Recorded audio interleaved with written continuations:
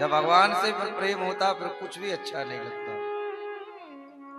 करमेती सब कुछ छोड़कर वृंदावन आई और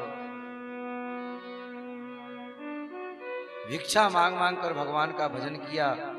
उसकी फलश्रुति यह हुई कि स्वयं भगवान राधा कृष्ण ने प्रकट होकर के दर्शन दिया करमेती बाई को, और उन्होंने ब्रजवास किया। तो एक बार जब भगवान से प्रेम होता है फिर संसार का कुछ भी अच्छा नहीं लगता, संसार छोड़ना नहीं पड़ता, स्वतः ही सब छूट जाता है। कलकत्ता के नगर सेठ थे लाला बाबू, बहुत बड़ा व्यापार था।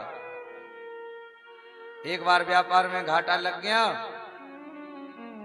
तो दुखी मन से खड़े थे, मार्ग में खड़े थे।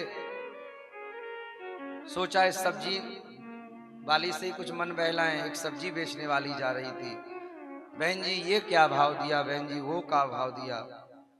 काफी समय तक उससे पूछते रहे, आखिर उसने कहा बाबूजी लेना हो तो लो, जाना बहुत दूर है, समय बहुत कम है। अब उसको तो कई गांव में सब्जी बेचने जाना था। उसने कहा बाबूजी लेना हो तो लो, जाना बहुत दूर है, समय बहुत कम है।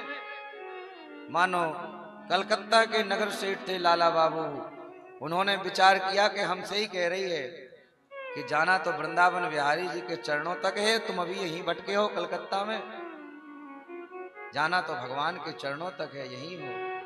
तत्क्षण जैसे खड़े थे वैसे ही चल पड़े वृंदावन की ओर, और मधुकरी मांग करके पाते भगवान का भजन करते। साक्षात भगवान ने उनको दर्शन दिए। आज भी वृंदावन में लाला बाबू मंदिर है, उनके ठाकुर जी भी विराजमान है। तो जब भगवान से प्रेम होता तो फिर संसार छोड़ना नहीं पड़ता।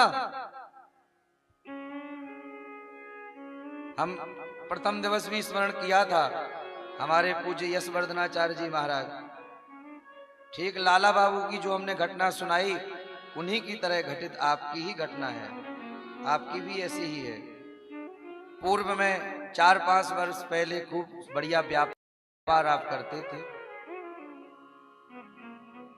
पर धीरे धीरे भगवान से, बालाजी से ऐसा प्रेम जुड़ा कि संसार में वो व्यापार बुरा लगने लगा और लगे कि अब तो हनुमान जी की सेवा करें बस।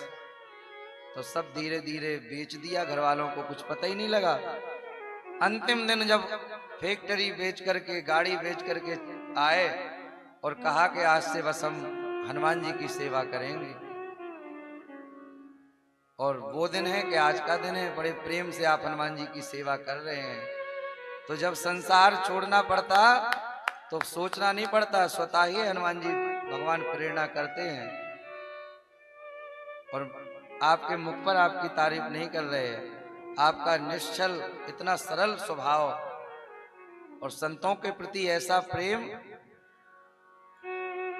इनको क्या आवश्यकता है कि यहाँ लोगों को बुलाएं, लेकिन आप सबको दर्शन घर बैठे हो जाएं। और यही भाव के हनुमान जी भी संतों के दर्शन से प्रसन्न होते हैं, तो हनुमान जी के दर्शन संत कर लें और संतों का दर्शन हनुमान जी कर लें। इसी भाव से आप खूब संतों को भी बुला रहे हैं, खूब संत भी पधार रहे हैं। तो ऐसा आपका सरल स्वभाव। और हम तो देखा, हम लोग अभी पूज्य महाराज जी के स्थान पर गंगा घाट गए थे। महाराज जी के यहाँ ठाकुर जी का बढ़िया प्रसाद बना, हम लोगों ने रसोई प्रसाद पाना था, और पूज्य यशवर्धनाचार्य जी महाराज का पाठ रह गया था। हमने कहा प्रभु पालो, लौट के आश्रम पे कर लेना पाठ।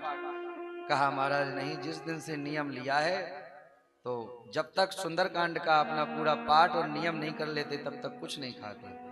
हम लोग बैठे रहे, आप पूरा पाठ किए पहले वहां, जब आपने पूरा पाठ कर लिया तब सबने प्रसाद पाया।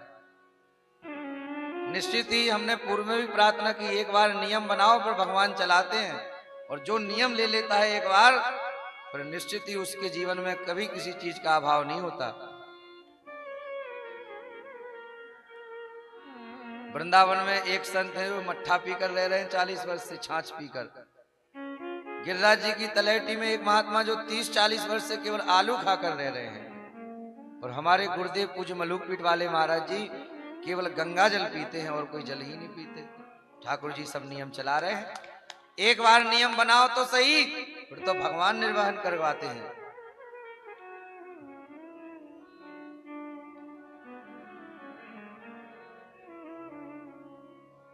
इसलिए जितना समय सत्कार्य में जाए वो सही है। तो भगवान की जब भक्ति हृदय में विराजमान होती, तब फिर संसार छोड़ना नहीं पड़ता, स्वतः ही उससे वैराग्य सा हो जाता है।